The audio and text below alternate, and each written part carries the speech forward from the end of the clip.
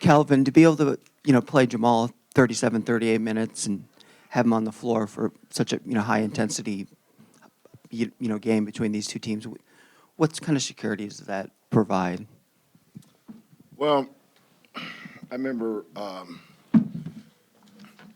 think it was 2018. We played San Diego State in the first round of the tournament, and Rob Gray had 39 points. And somebody looked at me and said, thank God you had Rob Gray. I said, we had him all year. He's on our team. Marcus had games where, well, if you hadn't had Marcus tonight, you'd been in trouble. That night, you're probably right. Quentin, so many players over the years. Dejan, tonight it was Jamal. When we recruit these guys, it's not like we run down to the mall and hand out scholarships. They're good players.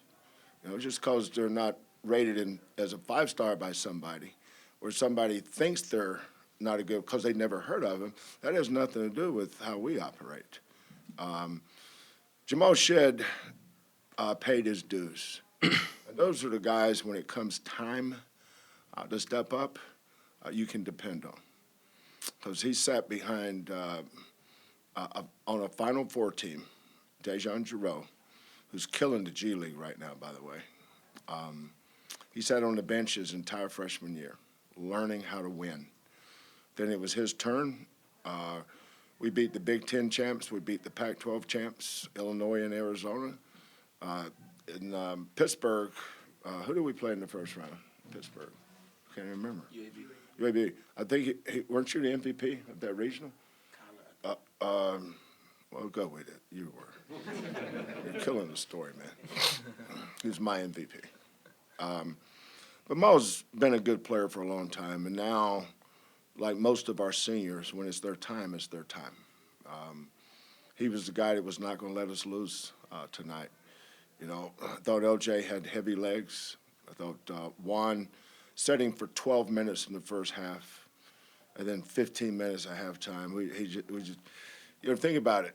We won this game tonight without LJ or J1. And it was a struggle. But I knew it was going to be a struggle. Teams struggle playing us because of our defense. Teams really struggle against Iowa State. That's the number 3 rated defense in the country. Did you think we were going to come out and score 90 and shoot 60% and look pretty? Really? Do you not know how this game works?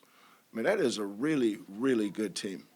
What TJ has done there with that bunch, and they've really improved since we saw them in whenever that was in early January.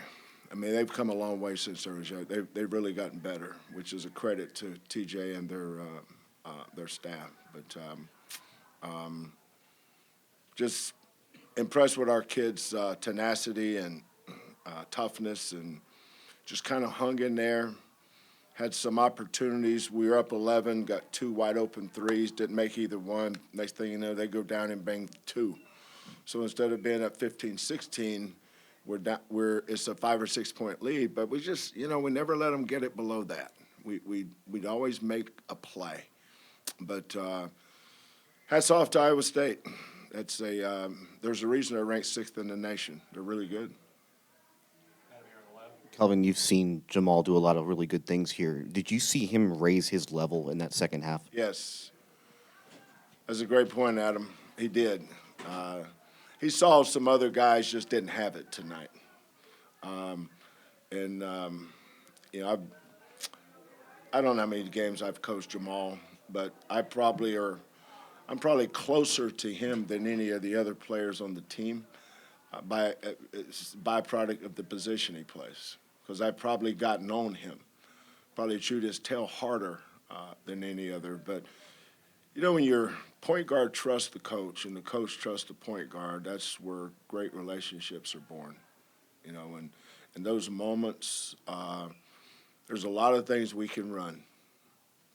But sometimes the most simplest thing is to keep the ball in your best player's hands and put him in a position to turn the corner and go make a play. So that's what we did. We kept the ball in our best players' hands, and he delivered time and time again. Kelvin, I'm not for sure how much he showed in the box score, but it seemed like Malik Wilson did a lot of really good things for you. What type of impact did he have on the game tonight? Yeah, he's still improving. He made one of the I don't know what he was doing on that fast break play. He looked like the guy bruised his kidney, and pop. Next thing I know, the ball comes pop. I'm thinking, okay, we got a breakaway layup here. Malik managed to make it look like I don't know what it was. I said, Jesus, Malik, just shoot the layup. He said, I was trying to get and one. How about just a and? What about the one? Just get the and. Just get the 2 points. But, we had moments there where we missed 2 free throws, they bang a three. It's not a fair fight. We missed 2 free throws, they bang a three with a hand in their face. But, our guys are so resilient, we just don't overreact to a whole lot. There's every team I've had, you see just about everything over the course of a season. Teams make runs at you. We make runs back. The start of this game was very eerily similar to the one in Ames. They got up 14-0. I think, what was our biggest lead? 13, 16-5 or something? I don't know. But we got off to a great start, just like they did at their place. And they're coming back. We're not going to go from 16-5 to, 30-10. They're the 6th-ranked team in the nation. We're playing at home, just like Hilton Coliseum's one of the great home court venues in the country. Very quickly, the Fertitta Center is becoming one too. So we rode the wave of the emotion of our crowd. It energized us, and then. But you could tell both teams. Iowa State plays hard. Houston plays hard. So for both teams to have to come play a Saturday, Monday, it's different than some teams maybe because of how hard both teams play. Coach, talking about Jamal and Emanuel together, having their numbers combined, they shot a total of 22 free throws, and they only each missed one. And then also combined, they only had 2 turnovers. How important is it in like a game as physical as this one? Yeah, I'm glad you mentioned that. Here was the whole deal. This is one of the few games. Of course, it was a quick turnaround for. I don't even think I talked rebounding tonight. I don't even think from the few games I didn't talk about rebounding. I talk about taking care of the ball. So I think Cincinnati had 25 turnovers and they scored 28 points. I think Texas Tech had Iowa State's whole deal is they turn you over and they score. We only had 9. The story tonight is not the rebounding; it's our 9 turnovers. If you have single-digit turnovers against Iowa State, you have a chance. Now. Juan being out obviously impacts our rebounding. JoJo played like a freshman at times tonight. And they got grown men now. That is a very old veteran team. Well coached. But I thought the key tonight was single-digit turnovers. We had 9 turnovers, and we turned them over 16 times, and we scored 20 points. Off their turnovers. That was the story of the game for us. Coach, about the defense, I thought it was good in terms of limiting Lipsy and some of their scores. I know they were able to shoot it from 3, but what were your thoughts on the defense, especially down the stretch? Yeah, the 3-point shots, some of those, you just have to tip your cap to them. We were there. He just made them. Ramon was almost fouled the kid in the corner, King. Where do you go, 3 for 3? I think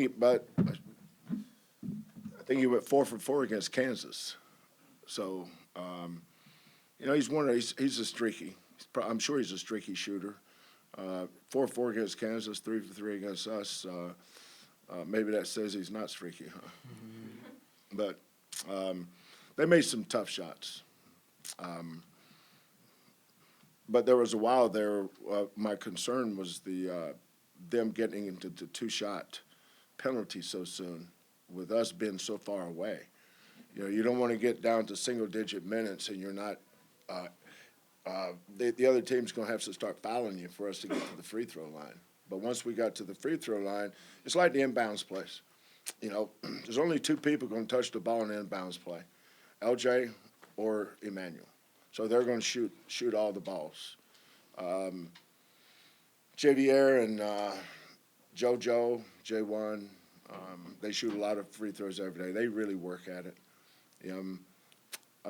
For them, you know, we're winning these games, but for them, for their confidence, to be rewarded a little bit for all the time and effort they put into the countless hours they spend shooting hundreds and hundreds and hundreds and hundreds of free throws and making 80 to 85%. I mean, they're literally making 80 to 85% of the 150 attempts.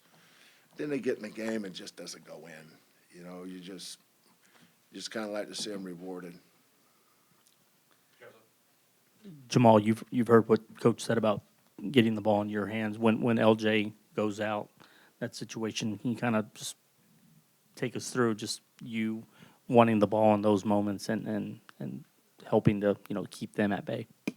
You know, I feel comfortable with the ball in my hand because I know everybody's strengths. And, you know, when I can go create for everybody and put them in their best spots to be successful, it makes the game a lot easier. You know, Jay had a couple of bunnies that he missed when he got fouled, but those are great shots for him. He had a big floater for us in the middle where he was aggressive. LJ created for Juan. You know, just putting the guys in good spots for them to be successful is just what I try to do. Coach, Iowa State seemed to switch to a zone in the second half, and after a while, you guys seemed to have some success. What was the key to that? Getting underneath those top two guys. They do a good job of masking their defenses because they like to trap. So one reason I turn teams over so much is they trap you in different areas of the floor. But as long as we kept the ball centered, it was easy to get behind them. You know, when you get off center and we get in the slots, you know, the sidelines become into play. And you start thinking about the dynamics of the court. But once we got the ball centered and got the ball to J1, we were able to play inside out, and that's where we got so many. The good looks that we weren't making were off kickouts from J1 to LJ. His ball just wasn't. Like Saturday, it seemed like he couldn't miss. Tonight he couldn't make one. So, but you know, that's basketball. It's not always going to be that. That's why on a night like this, it's nice to have the best point guard in the nation. Last question, we'll go here to Josh. Manuel, you guys shot, I think, 57% in the second half. Whenever you go up against an elite defense like this, do you kind of feel yourself getting more comfortable in kind of different ways to attack them as the game goes on? I mean, yeah. I mean, throughout the course of the game, you just figure out what's working and what's not working and just adapting to what they're giving you and just not trying to force anything and just learning throughout the game. That just goes into and taking good shots. That's basically it.